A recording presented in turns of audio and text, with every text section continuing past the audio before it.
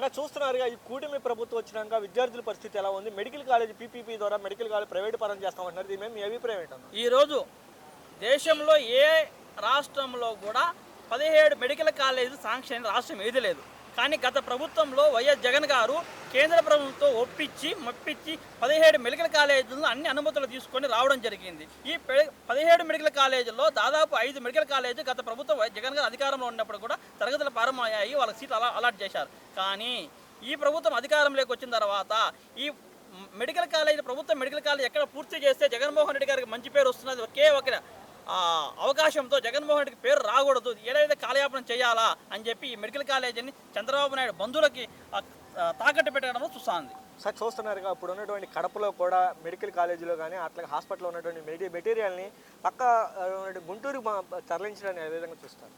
మనకి ఇక్కడ అర్థమవుతుంది తెలుగుదేశం పార్టీ కానీ చంద్రబాబు నాయుడు ఎంత కక్షపూరిత వ్యవహరిస్తున్నారు అని.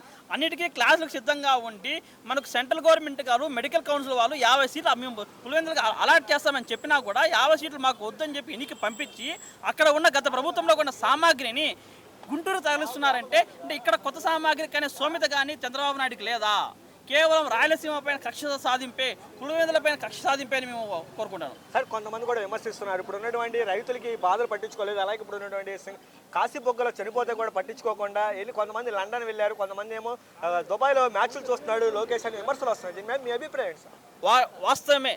మనకు మొన్న వచ్చిన తుఫాను ముందైతే కన్నా తెలుగుదేశం పార్టీ మీడియా కానీ పచ్చమిడిగా చేసిన హడావుడి అంతా ఉంది. అంతే తుఫాను ముందు చేసిన హడావుడి తుఫాను తర్వాత బాధితుల్ని రైతులను ఆదుకోవడంలో, పంట నష్టపరిహారం అంచనా వేయడంలో, వాళ్ళకి నష్టపరిహారం అందించడంలో కూడా, కనీస నష్టపరిహారాన్ని కౌంట్ చేయడంలో కూడా ఈ కూటమి ప్రభుత్వం పూర్తిగా ఫెయిల్ అయింది.